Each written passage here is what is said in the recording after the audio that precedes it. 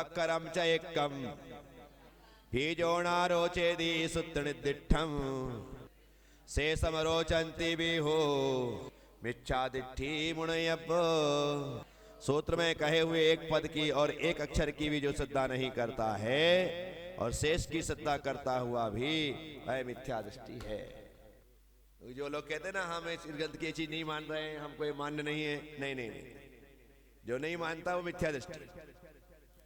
क्या एक अक्षर भी यदि आप किसी ग्रंथ का नहीं मान रहे हैं अपनी मान्यताओं के कारण, अपनी धारणाओं के कारण, अपनी परंपराओं के कारण, तो आप मिथ्या दृष्टि हैं। आचार्य महाराज मूलाराधना में ये बात करें।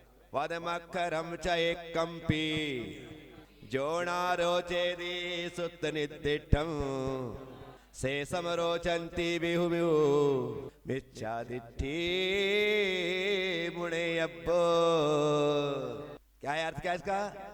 सूत्र में कहे हुए पदमक्करम एक पद की और एक अक्षर की भी जो श्रद्धा नहीं करता है, ना रोचेदी सुदनिदिष्ठम, सूत्र में सुदनिदिष्ठ मतलब सूत्र में कहे हुए एक पद एक अक्षर की भी जो श्रद्धा नहीं करता है, शेष की शेषम रोचंतो भी, और शेष की श्रद्धा करता हुआ भी, शेषम रोचंतो भी हूँ मिथ्यादिष्टि मुनो यब्बो, वह मिथ्या दृष्टि, उसे मिथ्या दृष्टि मानना चाहिए। पूरा ग्रंथ मान रहा है, क्या पूरा ग्रंथ, एक गाथा तो छोड़ो, एक पद नहीं मान रहा है, एक अक्षर नहीं मान रहा है, तो आचार्य कहते हैं मिथ्या दृष्टि, मिथ्या दृष्टि मान।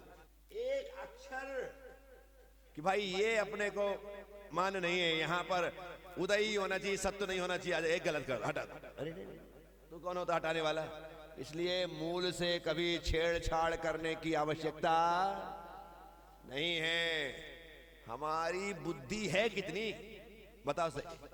और हम लोग अपनी इस मंद बुद्धि से उन केवल ज्ञानियों के ज्ञान में अंगुली उठा रहे, उन महाज्ञानी साधुओं के ज्ञान में हम मीन मेख निकाल रहे कि उन्होंने गलत कह दिया। अरे बाप रे बाप, अपना मुंह बंद रख, उन्होंने गलत नहीं कहा, तू गलत सोच रहा है, तू गलत कर रहा है।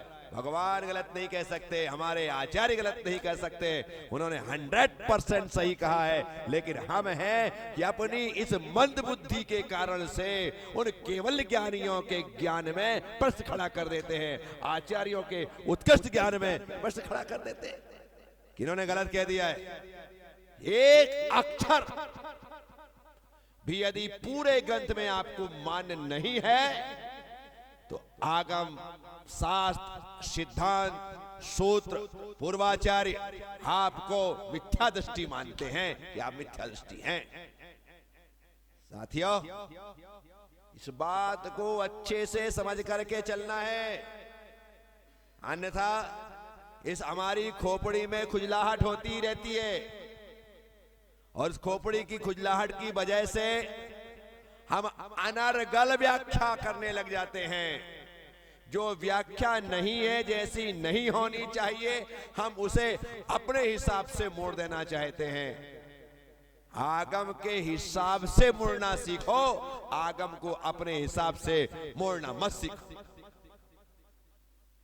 और वो यही रहा है वर्तमान में, सब लोग आगम को अपने हिसाब से मोड़ रहे हैं, आगम के हिसाब से मुड़ नहीं रहे हैं। क्योंकि हमारी धारणाओं ने हमें इतना बट्ठर बना दिया है, इतना मट्ठर बना दिया है कि हम टूटने को राजी हैं लेकिन मुड़ने को राजी नहीं हैं। तो यहां पर ये बहुत महत्वपूर्ण गाथा है। हर व्यक्ति को ये गाथा याद होना चाहिए, अर्थ सहित याद होना चाहिए। और जब भी कोई कहे, हम दमखम के साथ इस गाथा को सुनाते हुए कहें कि गाथा मूलाराधना की, एक बार सुन ले मेरे भाई और उसके बाद अपना निर्णय करना। भगवान कहते हैं पदमक्खरम च एकंपि जोड़ा रोचे दी सुन्न सुत्तदिष्ठम शेषम रोचंति विसो बीसु मिच्छादिष्ठि मुने यब्बो। यह गाथा हमें सम्यक दृष्टि होने के लिए प्रेरित कर रही है। इस गाथा के अनुसार चलोगे तो तुम्हें सम्यक दर्शन प्राप्त होगा। इसलिए भाइयों, अपनी होशियारी मत दिखाओ। जो भगवान ने कहा है, आचार्यों ने लिखा है, वह सत्य है, यथार्थ है। मैं कुछ भी नहीं जानता हूं, भगवान की आज्ञानुसार मैं चलने को राजी हूं। जो ऐसा कहता है वही जीव सम्यक दृष्टि हो सकता है, तब आप सम्यक दर्शन के सन्मुख होंगे, अन्यथा सम्यक दर्शन से उन्मुख ही बने रहेंगे, विमुख ही बने रहेंगे।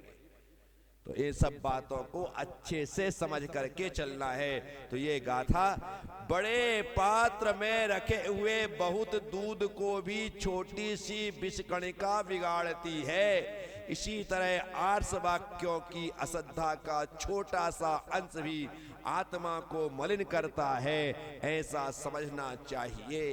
क्या कहते हैं, एक बड़े पात्र में दूध रखा है और उस दूध में एक विष की कणिका डाल दी गई तो पूरा का पूरा दूध विषाक्त हो जाता है। इसी प्रकार से संपूर्ण आगम पर आपकी श्रद्धा है, लेकिन एक शब्द को आप कहते हैं कि मैं नहीं मानता हूं, तो आचार्य कहते हैं ऐसे जीव को, ऐसी आत्मा को मिथ्या दृष्टि जानना चाहिए, समझना चाहिए।